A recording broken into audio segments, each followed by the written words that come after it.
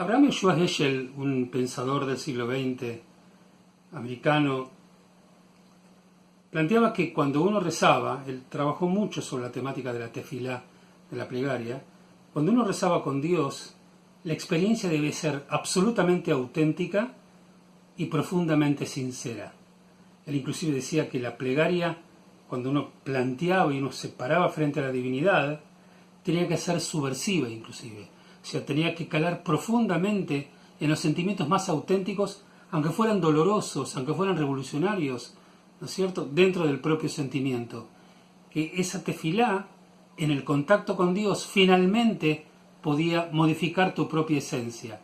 A veces nosotros decimos que, le rezamos a Dios y esperamos ver de qué manera interpretar nuestra plegaria o entender nuestra plegaria en función de la respuesta que recibimos de Él. Esa respuesta la vamos a comprender a partir de lo que ocurra con nuestras vidas, muchas veces decimos, y si nos responde en función de que cumpla con aquello que nosotros le pedimos. En fin, hay un montón, una miríada de posibilidades de las cuales, la persona que está rezando a Dios se puede manifestar. Yo quisiera tomar este pensamiento hegeliano, muy importante, y llevarlo a un trozo de nuestra parashá, que tiene la formulación de un pedido al hombre que se presente frente a Dios al rezar de una manera bastante fuerte, de una manera bastante, desnuda, de alguna manera, frente a lo que significa vincularse con la divinidad. El tema en cuestión acá es el asunto de cuando uno cumple con lo que se llamaba el Maaser Ani, o el diezmo que uno tenía que sacar para entregarla como personajes de debilidad económica y social en el texto bíblico, el huérfano, la viuda, el levita. El texto, por supuesto, en varias partes de la Torá, inclusive en el nuestro, le ordena al hebreo que, por supuesto, él pueda sacar el diezmo de su propia propiedad. En la mayoría de las veces ese diezmo era para él mismo, pero había momentos, en años determinados, que ese diezmo se colocaba a las puertas de su hacienda y era para las personas necesitadas. Entonces, cuando uno cumplía con esto, dice en nuestra parashá la Torá, y dice: cuando hayas concluido de aportar todo el diezmo de tu cosecha en el año tercero, año del diezmo, y si lo hubieras dado al leví, al forastero, como explicamos hace un rato, al huérfano y a la viuda, para que coman con tus ciudades y se sacien. Cuando ya te ocupaste de todos ellos, o sea, de alguna manera que cumpliste estrictamente con el pedido de Dios a partir de lo que te formula la Torá, dice así: declararás ante Adonai tu Dios y le dirás así: he escombrado las ofrendas sacras de la casa y en efecto se lo he dado al leví, al forastero, al huérfano y a la viuda, según tu ordenanza que me has ordenado. No me he desviado de tus preceptos ni me he olvidado. No he comido estando doliente de ello, ni he apartado de ello en estado impuro. O sea, cumplí con todo, el diezmo se tenía que entregar con alegría, con dicha, ¿no es cierto?, y no en situación de dolor. Y no he dado de ello para difunto. He aceptado el mandato de Adonai mi Dios. He hecho como todo lo que me has ordenado. O sea, él lo está diciendo a Dios que cumplió con absolutamente todo lo que se le pidió. Pero de repente el oferente, el que extrajo el diezmo, dice: observa desde tu sagrada morada, desde los cielos, y bendice a tu pueblo Israel y a la tierra que nos has dado a nosotros, así como lo has prometido a nuestros patriarcas, tierra que fluye leche y miel.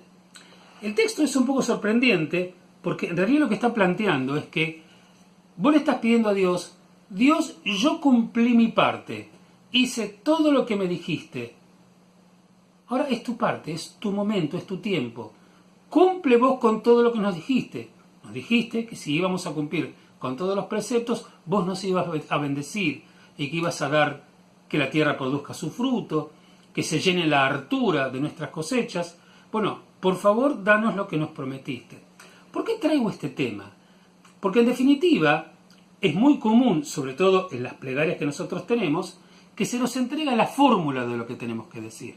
Está muy bien, nosotros rezamos, en comunidad, la mayoría de las plegarias están en plural, inclusive la forma y lo que tenemos que decir también está escrito.